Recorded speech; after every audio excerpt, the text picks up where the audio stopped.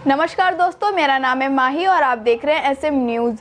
आखिरकार वही हुआ जिस बात का पूरे देश को इंतजार था। बसपा सुप्रीम मायावती जी से लगातार लोग अपील कर रहे थे कि बहन जी आप रैली करिए। मायावती जी सीधे महाराष्ट्र पहुंची। उनके साथ आकाश आनंद भी मौजूद थे और उन्होंने महाराष्ट्र में रैली के साथ ही साथ अपने विरोधियों पर जमकर हमला बोला। मायावती जी ने महाराष्ट्र में रैली करते हुए क्या कुछ कहा है मैं आपको बताऊंगी। साथ ही साथ आकाश आनंद ने किस तरीके से रैली को संबोधित किया है ये भी आज मैं आपको इस वीडियो में बताने वाली हूँ। जैसा कि आप सभी को मालूम है कि 20 नवंबर को उत्तर प्रदेश में 9 सीटों पर उपचुनाव हैं, जबकि महाराष्ट्र में 288 सीटों पर विधानसभा का चुनाव होने जा रहा है। वहीं अगर मैं झारखंड की बात करूं तो झारखंड में दूसरे चरण का मतदान होगा 20 नवंबर को और उत्तर प्रदेश उपचुनाव के नतीजे, झारखंड, महाराष्ट्र, इन सब के नतीजे आएंगे 23 नवंबर को आज चुनाव प्रचार का आखिरी दिन था। सभी दलों के नेताओं ने पूरी ताकत झोंक दी। शाम 5 बजे ही चुनाव प्रचार का दौर खत्म हो गया। बहन जी ने भी महाराष्ट्र में रैली करके सबको चौंका दिया है। बहन जी ने महाराष्ट्र के पुणे में रैली को संबोधित करते हुए महायुति पर खास तौर से जोरदार हमला बोला। बीजेपी के नारों को लेकर प्रहार किया। बटेंगे तो कटेंगे जैसे नारों से लोगों को परहेज करने की अपील की है। ऐसे लोगों से सावधान होने की ज़रूरत है जो आपको सिर्फ और सिर्फ धर्म के नाम पर इस्तेमाल करके आपका वोट हासिल करना चाहते हैं। बहन जी ने नो रैली को संबोधित करते हुए ये भी कहा है कि उनकी पार्टी सत्ता में आई तो हर समुदाय को न्याय देगी। साथ ही बीएसपी सुप्रीमो ने जिस तरीके से न्याय की वह बात लोगों को अब भी समझ आ रही है। सभी दलों के नेता व सभी पार्टियों चुनाव प्रचार तो करते हैं लेकिन न्याय संविधान की बात नहीं करते हैं। बहन जी ने कहा है कि मराठवाड़ा में किसानों के क्या हालात हैं यह किसी से छुपा नहीं है। किसानों की हालत जो है, साथ ही कपास किसानों की हालत जो महाराष्ट्र में है वह काफी दयनीय है। ऐसे में बहन जी ने किसानों और महिलाओं साथ ही युवाओं को बेरोजगारों के मुद्दे भी उठाए हैं और कहा है हमारी पार्टी सत्ता में आते ही पीड़ित व शोषित को वंचितों को न्याय देने की बात कही है। साथ ही साथ बहन जी ने प्रत्याशियों को टिकट देते समय जाति को मुद्दा नहीं बनाने की बात कही है। बहन जी ने एक बड़ा बयान देते हुए कहा है कि जो सत्तारूढ़ महायुति है राजनीति लाभ के लिए जाति और धर्म का इस्तेमाल करने का काम करती है। चुनाव में प्रत्याशियों को टिकट देते समय जाति को मुद्दा नहीं बनाना चाहिए। बहन जी ने दावा किया है कि सरकार अपने फायदे के लिए आरक्षण कार्ड भी खेलती है। साथ ही साथ बहन जी ने दावा किया कि सत्ताधारी पार्टी राज्य में चुनाव जीतने के लिए साम दान दंड भेद का इस्तेमाल करेगी। कुछ राजनीतिक दलों के कई सदस्यों के वोटों को विभाजित करने और सत्तारूढ़ पार्टी की मदद करने के लिए जानबूझकर चुनाव लड़ने के लिए कहा गया है। बहन जी का जो भाषण है ज्यादातर वे महायुति को निशाने पर ले रही है। बीजेपी नेतृत्व वाली महायुति शिंदे की शिवसेना है और बीजेपी ये महायुति है और महाविकास आघाड़ी पार्टी है। उद्धव ठाकरे की शिवसेना है और शरद पवार की एनसीपी है। तो यहाँ पर बहन जी ने एमबीए को ज्यादा निशाने पर नहीं लिया है।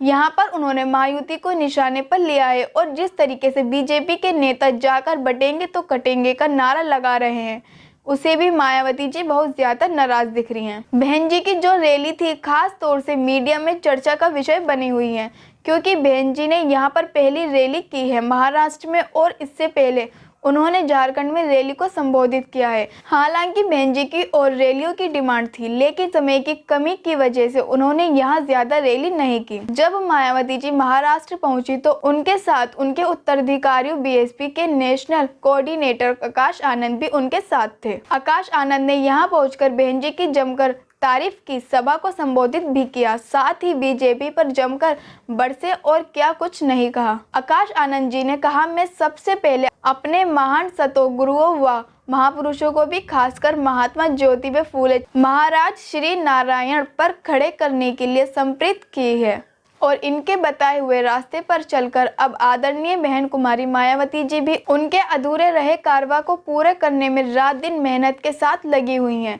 साथ ही आदरणीय बहन जी ने आबादी के हिसाब से देश के सबसे बड़े प्रदेश उत्तर प्रदेश में इतना ही नहीं बल्कि बहन जी ने समाज के किसी भी वर्ग के लोगों के ऊपर कोई भी अन्याय अत्याचार नहीं होने दिया है। आकाश आनंद ने किस तरीके से सभा को संबोधित किया है। आकाश आनंद ने जब झारखंड में चुनाव प्रचार किया था तब भी उन्होंने ऐसे ही जनसभा को संबोधित किया था।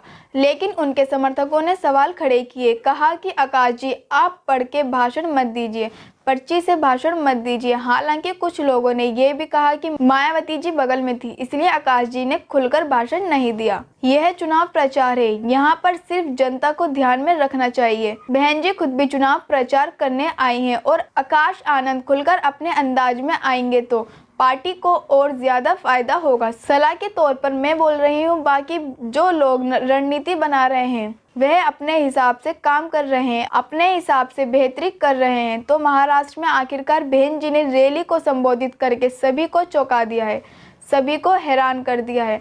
कुछ लोग कह रहे हैं कि बहन जी महाराष्ट्र में रैली नहीं करेंगी, झारखंड में नहीं करेंगी, लेकिन उन्होंने महाराष्ट्र झारखंड में रैली की।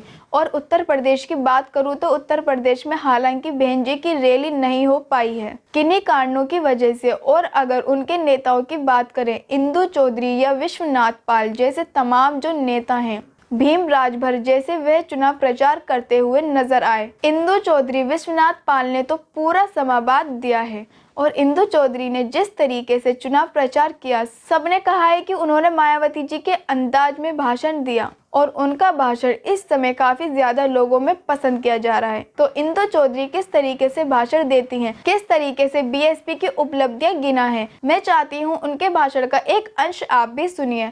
हमने देखा है हमारे ही बीच में एक बच्चा निकल के नीला गमछा बांध करके अपनी एक सीट के लिए किसी के दहलीज पर जाके रोने का काम करता है और बहन कुमारी मायावती जी मुख्यमंत्री होकर के मुख्यमंत्री की कुर्सी को ठोकर मारने का काम करती हैं, लेकिन विचारधारा के साथ समझौता नहीं करती हैं। बहन कुमारी मायावती को ऐसे ही नहीं आयरन लेडी कहा जाता है। आज प्रधानमंत्री जी खुद कह रहे हैं, अरे एक रहेंगे तो सेफ रहेंगे, अरे एक रहेंगे तो सेफ रहेंगे। इस विशाल जातियों में बटे हुए समाज को जब बहन कुमारी मायावती जी ने, मान्यवर काशीराम साहब ने जब इकट्ठा किया, तो इकट्ठा करके उत्तर प्रदेश में 4 बार सरकार बनाई है। प्रधानमंत्री जी को आज भय बैठ गया है कि इनकी चालबाजियां जनता के सामने आ रही हैं, तो पीएम को खुद निकल करके बोलना पड़ रहा है, एक रहेंगे तो सेफ रहेंगे। अरे जिसने जातियों में बांटा, जिसने संगठन में बांटा, जिसने हर राह से टुकड़े टुकड़े बांट करके किया, नाम तक दे दिया, टुकड़ा टुकड़ा गैंग आज कह रहे हैं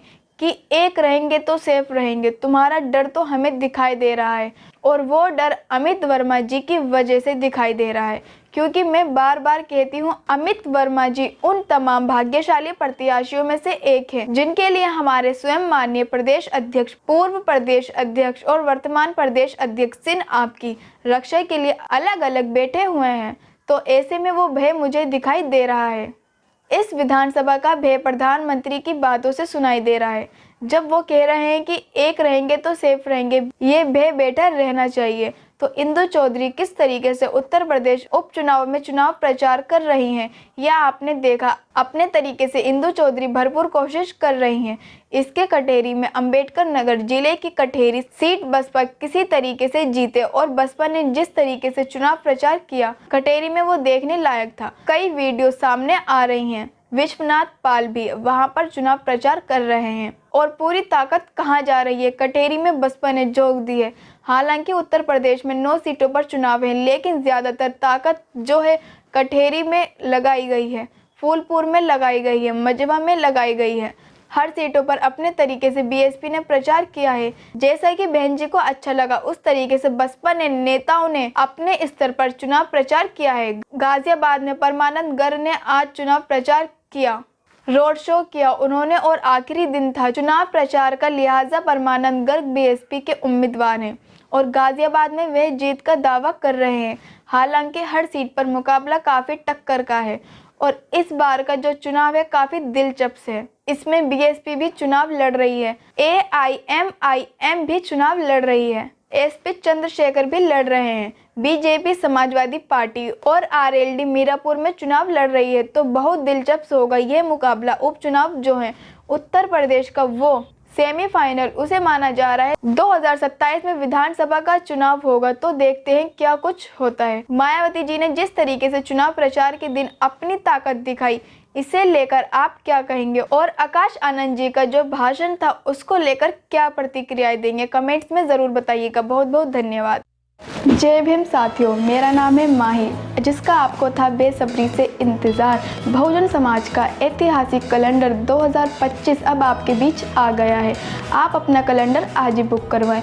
आप मुझे मेरे नंबर पर कॉल कर सकते हैं या अपना कैलेंडर बुक कराने के लिए मुझे व्हाट्सअप भी कर सकते हैं। मेरा नंबर है 9910886670। आप मुझे अभी कॉल करके अपना कैलेंडर बुक करा सकते हैं। अगर आपने अभी तक हमारा चैनल सब्सक्राइब नहीं किया है तो सब्सक्राइब करें और घंटी का बटन बिल्कुल भी दबाना ना भूलें ताकि सभी लेटेस्ट खबरें पहुंच सकें आप पे सबसे पहले।